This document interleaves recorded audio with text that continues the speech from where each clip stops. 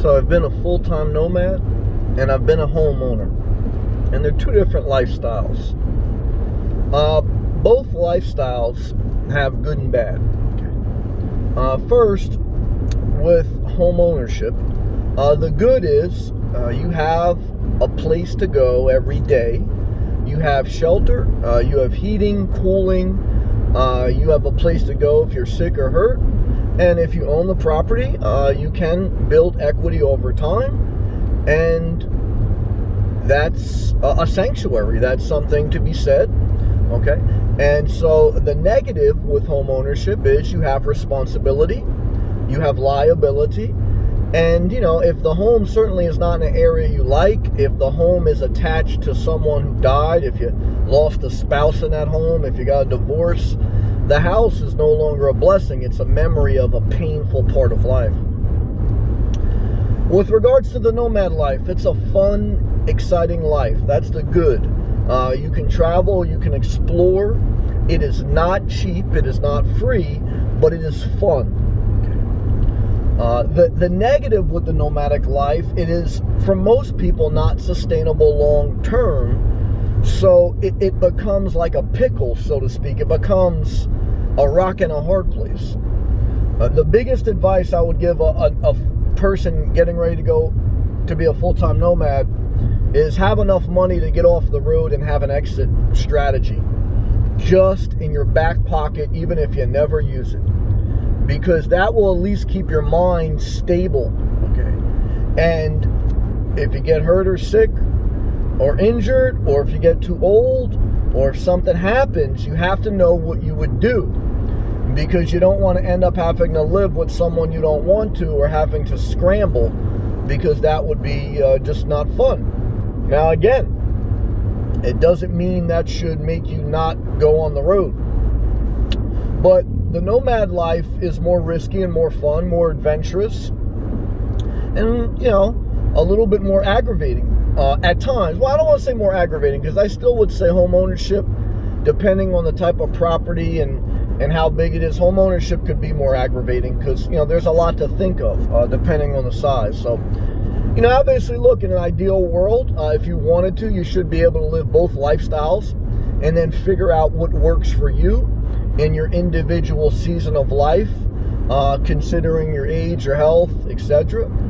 Is there an age limit? Is there a health restriction? No. I mean, that's the simple answer, but certainly, look, there's higher risk.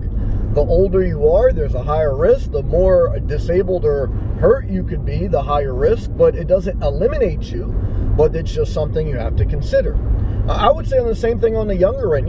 The younger you are, the more you live on the road, the less you may be developed, because you kind of really, to develop yourself, you got to be stationary a little bit and form relationships and do consistent things and build habits and build your career. Now, again, in today's world with technology, it's different even than 20, 30 years ago when I was coming up. So there's exceptions now. But you got to really consider that. Home ownership, guys, it's a long-term commitment to one area. And it's a daily routine, and humans are creatures of habit, so it can help. And it can help if you were a part-time traveler, knowing where you are going to go back to eventually. That may help you mentally. The full-time nomad life is good where you don't have to ever worry about going back to anywhere, because you have this ultimate freedom, and it's a real thing.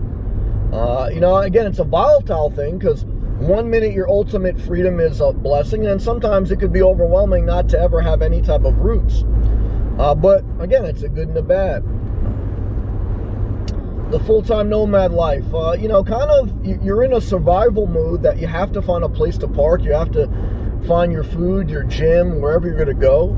The good news is, you're certainly going to learn to know areas and where you can go, where you can't. Certainly you have flexibility to start your vehicle or RV at any time and move. That's the greatest asset of a nomad.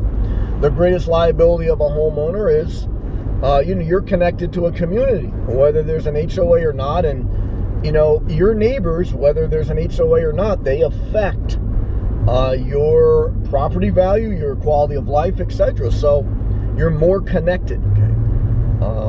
Now, to be fair, I've been a full-time nomad. You know, your neighbors may not always be as great as a community because, you know, they're not committed either. So, but, you know, again, you could always start your car. So there's good and bad, guys.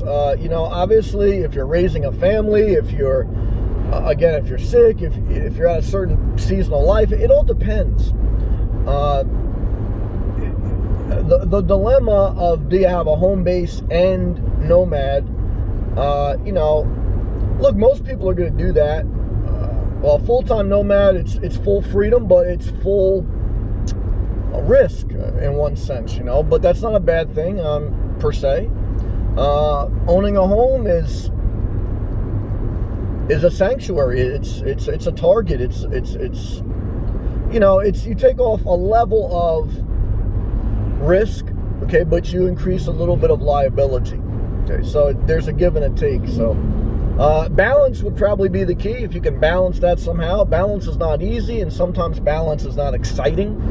So that's something, you know, I even fight with, you know. And so, but either way, I figured I'd talk it out. You know, I'd talk it out with you guys, let you know from my experience, not theory, as a full-time nomad for 5 years and as a homeowner for 15 years.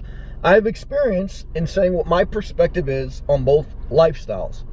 They're completely different lifestyles. If you're going to be a full-time nomad and not have a home base, it's a completely different lifestyle than having a home base, even if you're a part-time nomad. So, you know, that's the biggest thing I can tell you. All right? Best of luck to you on your journey. One day at a time. Keep your source of income. Manage your expenses. Take care of your health. Manage your time. If you don't have good habits, doesn't matter what lifestyle you live, you're done. Got to take care of yourself. Peace.